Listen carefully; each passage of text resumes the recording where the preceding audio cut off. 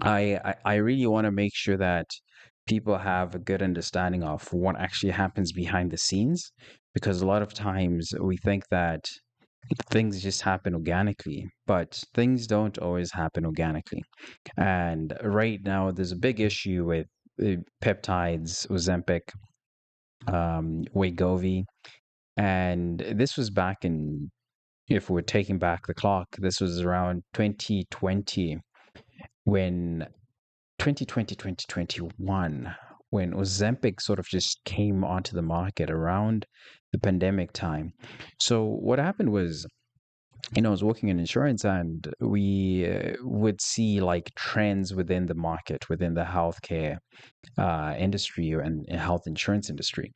And one of the things that we would do was to pick out like some of the top drugs. So we have these reports that we call specialty drugs. And these specialty drugs would cover drugs that treat autoimmune conditions. So these are like biologics, essentially. So you have autoimmune conditions. So things like, let's say, cancer. No, cancer is not autoimmune, but things like Crohn's, things like um, rheumatoid arthritis. And you'd have so many different conditions that are covered. And you'd find that these drugs would cost anywhere more than 10,000 per year for someone to be on these drugs.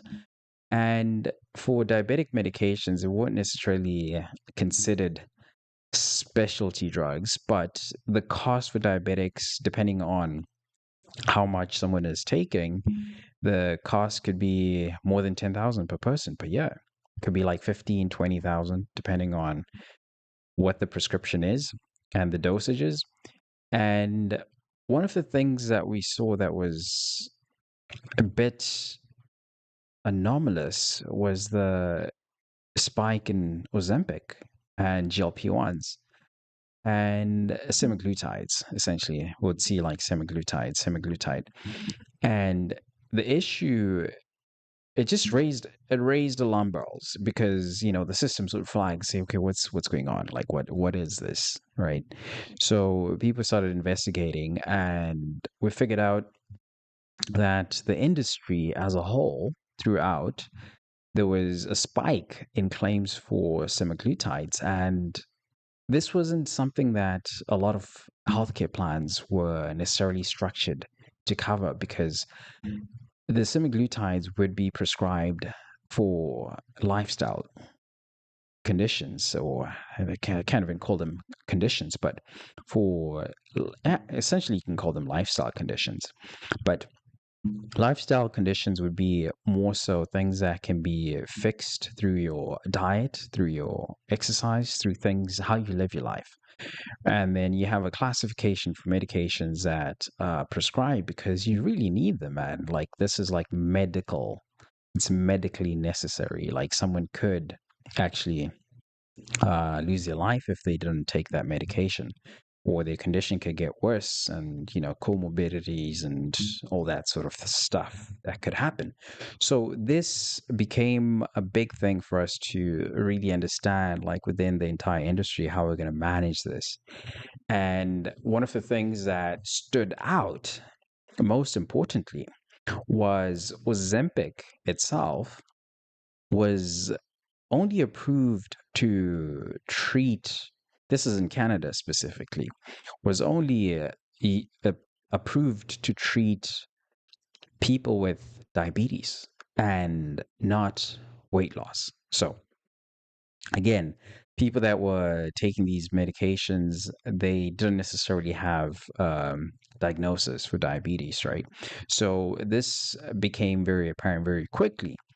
And so a lot of the insurance companies realize that, okay, this is not the way that it should go. There's no like a real way to manage this, because anyone would just go and say, okay, I need to lose weight. Okay, I'm just going to take this drug. So I know people give insurance companies flack a lot of times, but this is important to understand, because in this case, it's not always because, insurance companies don't always want to pay, but there's also wording that's protecting other various issues that could come with it, like the liability around it.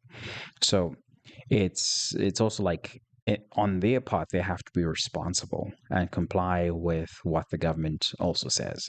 So it's kind of like they work in tandem, right? So people don't like it. People think that it's not good and insurance is bad. But at the end of the day, I've personally seen cases where it's actually good, because the main thing when it comes to things like insurance, it's people don't think that it's not necessary until they need to use it, until the bill comes, until they run into that issue that requires them to use insurance, or where insurance could help them. Because again, like, people are not necessarily getting paid millions of dollars to cover these costs just out of pocket. So insurance does help, and people do get sick, and people do need medication, right? And again, let's specify this video again is for entertainment purposes only and just general educational purposes. This is not medical advice for anyone. This is information just I'm sharing from personal experience and personal opinions. And this is not to tell you to say, hey, don't take GLP-1s. And this is to just say, hey, this is what I saw. This is what I think. This is how some of the stuff works.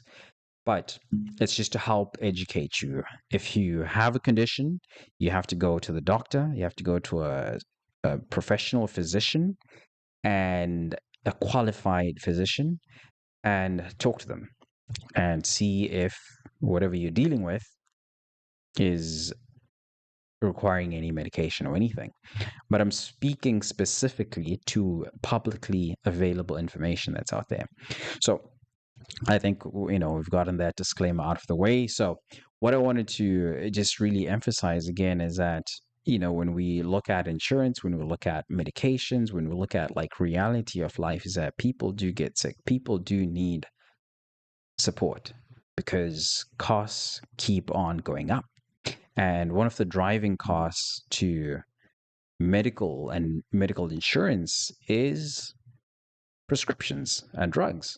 So even for you, if you're watching this, like, you have a health plan, you complain about the cost of your insurance. Like, when you use these medications for like lifestyle things, your prescriptions and frequency of taking these drugs and the dosages that you take, they also contribute to the cost of your plan. And people in your workplace might complain, say, "Hey, why is the cost for a health plan going up?" But it's also because you're using a lot of those GLP-1s or peptides or whatever it is. So you are contributing if you're just taking these for, let's say, lifestyle conditions or situations and circumstances. And these are specifically for people that actually have type 2 diabetes, not for people that are trying to just lose weight. And so this is number one thing that we have to establish, right? So